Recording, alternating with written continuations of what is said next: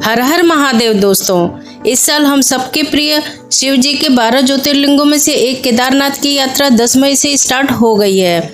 दोस्तों, हर किसी का सपना होता है कि वह अपनी लाइफ में कम से कम एक बार केदारनाथ जाकर महादेव के दर्शन करें, क्योंकि केदारनाथ भारत के 12 ज्योतिर्लिंगों में से एक है और उत्तराखंड की 4 धाम यात्रा में से भी एक धाम है। इसलिए केदारनाथ का महत्व और भी बढ़ जाता है। लेकिन आप सभी जानते हैं कि केदारनाथ जी की यात्रा काफी कठिन और खतरों से भरी होती है। वहां पर हर साल कुछ न कुछ नई नई घटनाएं और नई नई खबरें आती रहती हैं, जैसे बादल फटना, लैंडस्लाइड, हैवी स्नोफॉल और बारिश तो मानो वहां कभी भी आ जाती है। साथ ही ये यात्रा काफी एक्सपेंसिव भी होती है, लेकिन फिर भी इन सभी कठिनाइयों और खतरों के बाद भी ये यात्रा हर साल होती है और काफी संख्या में लोग इस यात्रा को करते हैं और कई बार कर चुके हैं, क्योंकि ये यात्रा इतनी खूबसूरत और अमेजिंग होती है कि मानो जैसे आप स्वर्ग की यात्रा पर जा रहे हो। और कहते हैं ना, महादेव के दर्शन इतनी आसानी से नहीं होते, इसलिए आपको खतरों और कठिनाइयों का सामना करना ही पड़ता है। इसलिए ये वीडियो फुली इंफॉर्मेटिव होने वाली है उन लोगों के लिए जो पहली बार केदारनाथ की यात्रा पर जाने का प्लान बना रहे हैं। इस वीडियो में वो सभी इन्फॉर्मेशन मिलेगी जिससे आपकी यात्रा सरल और सुरक्षित हो और आप इस यात्रा को कम से कम खर्चों में ही पूरा कर सके। जैसे केदारनाथ की यात्रा कैसे और कहां से शुरू होती है, कितने दिन लगते हैं, वहां पर खाने पीने की क्या व्यवस्था है, रुकने की क्या व्यवस्था है और इस पूरी यात्रा में आपका मिनिमम खर्चा कितना हो सकता है। यात्रा पर जाने से पहले आपको किन किन चीजों की तैयारी करनी होगी, अपने साथ किन किन चीजों को कैरी करना है और भी बहुत कुछ जानने के लिए आपको इस वीडियो में मिल जाएगा। इसलिए आप वीडियो को अंत तक जरूर देखिएगा ताकि आपको हर जानकारी अच्छे से समझ में आ जाए और यात्रा के दौरान आपको किसी भी तरह की परेशानी का सामना ना करना पड़े। दोस्तों, केदारनाथ की यात्रा की शुरुआत हरिद्वार से होती है। वैसे तो आप जिस दिन अपने घर से निकलते हैं उसी दिन से ही आपकी यात्रा शुरू हो जाती है, लेकिन हम आपकी यात्रा हरिद्वार से हरिद्वार तक मानकर चलेंगे, यानी कि आपकी यात्रा का स्टार्टिंग पॉइंट हरिद्वार होगा और यात्रा का एंडिंग पॉइंट भी हरिद्वार ही होगा। दोस्तों, केदारनाथ पर जाने के लिए सबसे पहले आपको यात्रा परमिट लेना होता है, जो कि आप इनके उत्तराखंड टूरिस्ट केयर की ऑफिशियल वेबसाइट पर जाकर ले सकते हैं। इस वेबसाइट पर दिए गए फॉर्म में आपको अपने कुछ डिटेल्स फिल करने होंगे, जैसे आपका नाम, आपका मोबाइल नंबर, आपका एड्रेस और आधार डिटेल्स, और साथ ही आपको अपना एक फोटो भी अपलोड करना होता है और ये भी बताना होता है कि आप कब से अपनी यात्रा शुरू करने वाले हैं। ये सारी इन्फॉर्मेशन फिल करने के बाद जब आप इसको सबमिट करेंगे तो आपको यात्रा परमिट मिल जाएगा। इसे आप PDF फॉर्मेट में डाउनलोड कर सकते हैं या फिर आप चाहें तो व्हाट्सएप नंबर 9394833833 से भी अपना रजिस्ट्रेशन कर सकते हैं। आपको बता दूं कि ये परमिट पूरी तरह से फ्री होता है, इसमें आपको कोई भी फीस पे नहीं करना पड़ता है। पूरी यात्रा के दौरान इस परमिट को आप अपने साथ ही रखिए। अगर ऑनलाइन यात्रा परमिट नहीं ले पा रहे हैं तो आप ऑफलाइन यात्रा परमिट भी ले सकते हैं। ऑफलाइन परमिट आप हरिद्वार स्टेशन पर पहुंचकर वहां पर बने काउंटर से अपनी यात्रा परमिट बनवा सकते हैं। यहाँ पर भी आपको कोई फीस पे नहीं करना पड़ता है, यानी कि ऑफलाइन रजिस्ट्रेशन हो या ऑनलाइन रजिस्ट्रेशन आपको बिल्कुल फ्री में अवेलेबल कराई जाती है। दोस्तों, केदारनाथ धाम उत्तराखंड राज्य के रुद्रप्रयाग डिस्ट्रिक्ट के अंतर्गत आता है और यहाँ पर पहुँचने का बेस पॉइंट है हरिद्वार। हरिद्वार से केदारनाथ धाम की दूरी लगभग 220 से 230 किलोमीटर तक की होती है।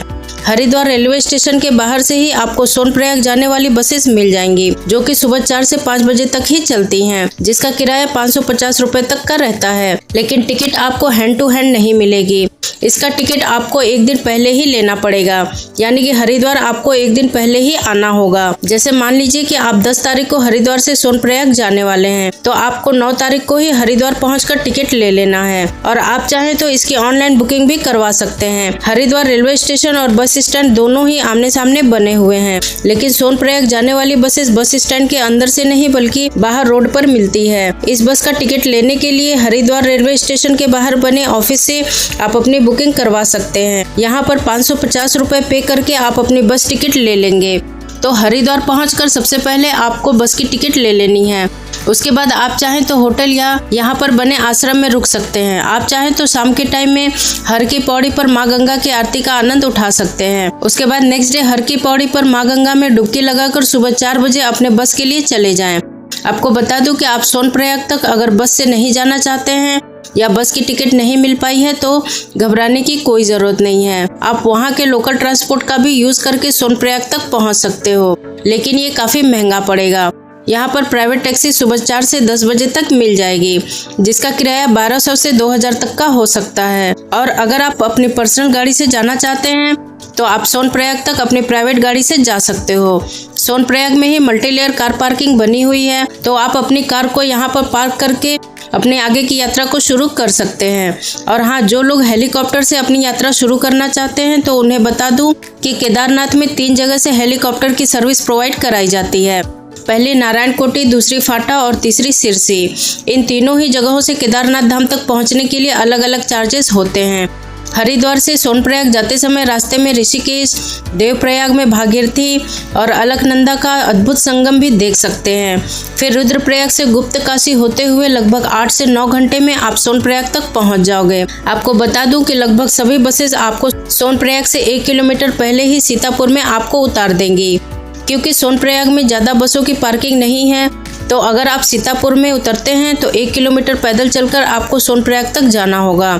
सोनप्रयाग पहुंचने के बाद अब बात कर लेते हैं कि आपको रुकने के लिए होटल कहाँ लेना चाहिए। तो दोस्तों, वैसे तो आप सीतापुर या सोनप्रयाग में भी रुक सकते हैं। यहाँ पर आपको 2 से 2500 के बजट में एक डबल बेडरूम मिल जाएगा। लेकिन यहाँ पर रुकने से सुबह सुबह आपको लाइन में लगना पड़ेगा, क्योंकि लाइन में लगकर ही आपको गौरीकुंड के लिए बोलेरो मिलेगी। साथ ही साथ लाइन के माध्यम से ही आपका रजिस्ट्रेशन भी स्कैन किया जाता है। तो आप जितना लेट होते जाएंगे गौरीकुंड जाने के लिए लाइन आपको उतनी ही ज़्यादा लंबी मिलेगी। हो सकता है यहाँ पर आपको 1 से 2 किलोमीटर तक की लंबी लाइन भी देखने को मिल जाए। तो सबसे अच्छा रहता है कि आप सीतापुर या सोनप्रयाग पहुँचे तो आप तुरंत ही गौरीकुंड के लिए निकल जाएं, क्योंकि दोपहर या शाम तक यहाँ पर लाइन खत्म हो जाती है। तो आपको गौरीकुंड जाने के लिए बोलेरो बड़ी ही आसानी से मिल जाएगी। सोनप्रयाग से गौरीकुंड की दूरी लगभग 6 किलोमीटर तक की रहती है, जिसका किराया 50 रुपये पर पर्सन होता है। गौरीकुंड में रुकने की बात करूँ तो यहाँ पर बहुत सारे होटल्स, होम स्टे और लॉज भी बने हुए हैं, जो कि 2 से 2500 के बजट में आपको डबल बेडरूम मिल जाएगा। यहाँ पर मैं आपको एक बात और बता देती हूँ कि यहाँ पर कभी भी बारिश या स्नोफॉल होने की वजह से यात्रा को रोक दिया जाता है और किसी को भी यात्रा में आगे नहीं जाने दिया जाता है, जिसकी वजह से गौरीकुंड और सोनप्रयाग में काफी भीड़ हो जाती है और रुकने के लिए रूम्स भी नहीं मिल पाते हैं। तो हो सके तो आप एडवांस में ही अपना ऑनलाइन होटल बुक करके जाएं। आप चाहे तो गढ़वाल मंडल विकास निगम की वेबसाइट पे जाकर वहाँ के होटल्स में रूम्स की एडवांस बुकिंग कर सकते हैं। रात में अपने होटल में आराम करने के बाद सुबह सुबह इस पावन यात्रा की शुरुआत करेंगे। दोस्तों, गौरीकुंड में पवित्र गर्म कुंड है। वैसे तो वहाँ का मौसम ठंडा रहता है, लेकिन साल के 12 महीने इस कुंड का पानी गर्म होता है। तो श्रद्धालु सुबह ही इस पवित्र कुंड में स्नान करके यात्रा की शुरुआत करते हैं। इस कुंड के पास में ही गौरी माता का प्राचीन मंदिर भी बना हुआ है। इस मंदिर में माता का आशीर्वाद प्राप्त करके इस पावन यात्रा को शुरू कर सकते हैं। दोस्तों, गौरीकुंड से केदारनाथ मंदिर की दूरी लगभग 22 किलोमीटर की है। गौरीकुंड मेन मार्केट को पार करते हुए आप जैसे ही आगे बढ़ेंगे वहां आपको घोड़े खच्चर देखने को मिल जाएंगे। वैसे तो केदारनाथ की यात्रा पैदल ही करनी चाहिए, लेकिन जो काफी ज्यादा बुजुर्ग हैं उनके लिए घोड़े खच्चर और पालकी की सुविधा उपलब्ध होती है। यात्रा शुरू करने से पहले आपको बता दूं कि यात्रा के दौरान आपको अपने साथ किन किन चीजों को कैरी करना चाहिए। दोस्तों, केदारनाथ में बहुत ठंड होती है और बारिश कभी भी आ जाती है, इसलिए आप अपने साथ एक छोटा बैग ज़रूर रखें, जिसमें आप गर्म कपड़े, रेनकोट, छाता, मेडिसिन्स जैसे बदन दर्द, सर्दी, खांसी, बुखार आदि की दवाइयाँ, पावर बैंक, चार्जर, पानी की बोतल, ड्राई फ्रूट्स एनर्जी के लिए और थोड़ा कैश भी अपने साथ ज़रूर रखें। साथ ही साथ एक ट्रैकिंग स्टिक और एक अच्छी क्वालिटी का ट्रैकिंग शूज़ होना भी बहुत ज़रूरी है।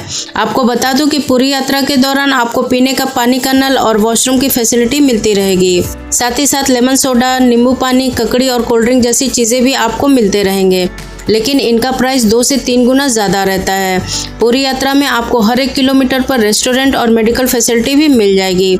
यहाँ पर आप अपना हेल्थ चेकअप फ्री में करवा सकते हैं। आपको बता दूं कि आप अपने साथ कोई भी एक्स्ट्रा लगेज लेकर ऊपर ना चढ़ें। गौरीकुंड में बने क्लॉक रूम में आप अपना सामान जमा करवा दें। पूरी यात्रा के दौरान आप खूबसूरत झरने और ब्यूटीफुल नेचर की वाइब्स को भी आप फील कर सकते हैं, लेकिन थकान भी काफी होगी।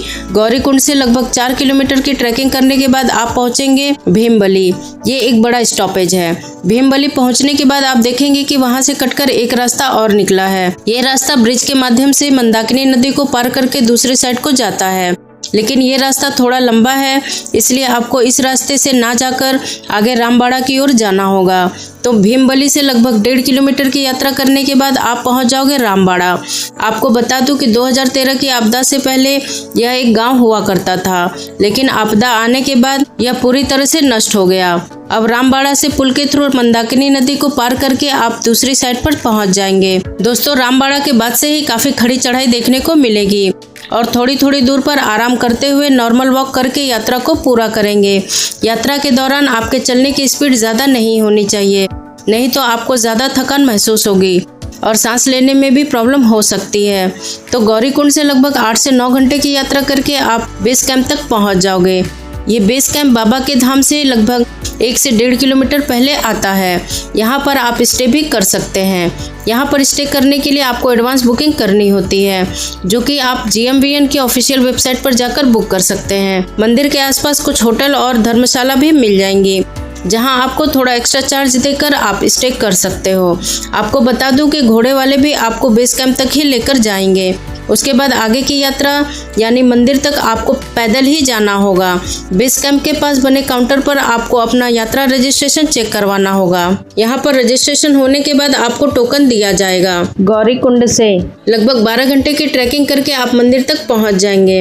वहाँ पहुँचने के बाद सबसे पहले वहाँ रात में रुकने की व्यवस्था कर लें। रूम या टेंट जो सुविधा अवेलेबल हो वहाँ पर अपना लगेज रखकर थोड़ी देर आराम करने के बाद आप चाहे तो दर्शन वाली लाइन में लग सकते हैं और बाबा के दर्शन और आरती अटेंड कर सकते हैं, या फिर नेक्स्ट डे अर्ली मॉर्निंग 2 से 3 बजे सुबह जल्दी उठकर महादेव के दर्शन के लिए लाइन में लग जाइए। सुबह 3 बजे से 5 बजे तक गर्भगृह में प्रवेश दिया जाता है, जिससे आप बाबा केदारनाथ को बहुत ही पास से छूकर दर्शन प्राप्त कर पाएंगे। 5 बजे के बाद दूर से ही बाबा के दर्शन कराए जाते हैं। यहाँ पर पहुँचने के बाद रास्ते में आई सारी कठिनाइयाँ तकलीफें आप भूल जाएंगे।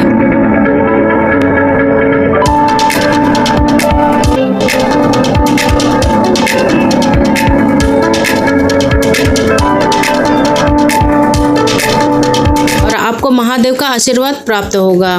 तो महादेव के सुंदर दर्शन करके उनका आशीर्वाद प्राप्त करने के बाद मंदिर के जस्ट पीछे भीमशिला स्थापित है, तो इनका दर्शन करना बिल्कुल भी ना भूलें। ये वही भीमशिला है जिसने 2013 की बड़ी आपदा में केदारनाथ मंदिर को सुरक्षित किया था, जो कि साक्षात भीम जी का अवतार माने जाते हैं। तो यहाँ उनका दर्शन करना और वहाँ मिलने वाले गंगा जल को अपने घर ले जाना बिल्कुल भी ना भूलें। उसके बाद बाबा के मंदिर से लगभग 1 से 2 किलोमीटर की चढ़ाई पर स्थित बाबा भैरवनाथ जी के मंदिर के दर्शन करने जरूर जाएं। यहाँ पर आपको 5 पांडवों के दर्शन भी मिल जाएंगे। दोस्तों, बहुत सारे लोग दर्शन करके उसी दिन नीचे गौरीकुंड के लिए उतरना शुरू कर देते हैं। तो यहाँ पर मैं आपको सजेस्ट करूँगी कि एटलीस्ट एक दिन आप केदारनाथ धाम में ज़रूर स्टे करें और दूसरे दिन उतरना शुरू करें। इससे आपको महादेव के 2 बार दर्शन भी मिल जाएंगे और आपकी थकान भी कम हो जाएगी। तो बाबा का आशीर्वाद प्राप्त करके नीचे उतरना शुरू करें। आपको बता दूं कि अगर आपको सेम डे हरिद्वार पहुँचना है तो सुबह 1 बजे ही नीचे उतरना शुरू कर दें, क्योंकि 9 बजे के बाद कोई भी बस हरिद्वार के लिए नहीं जाती है और आपको एक और दिन गौरीकुंड या सोनप्रयाग में स्टे करना होगा।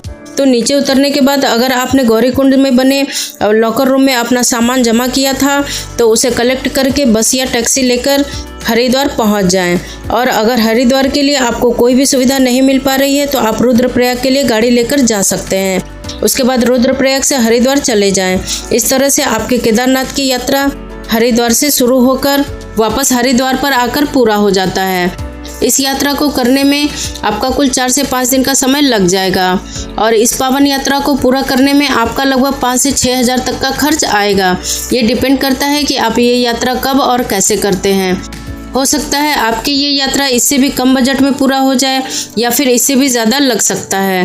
तो दोस्तों, वीडियो में दी गई जानकारी अगर आपको अच्छी लगी हो तो वीडियो को लाइक करके चैनल को सब्सक्राइब भी ज़रूर कर दीजिएगा। मिलते हैं नेक्स्ट वीडियो में एक और जानकारी के साथ। तब तक के लिए हर हर महादेव।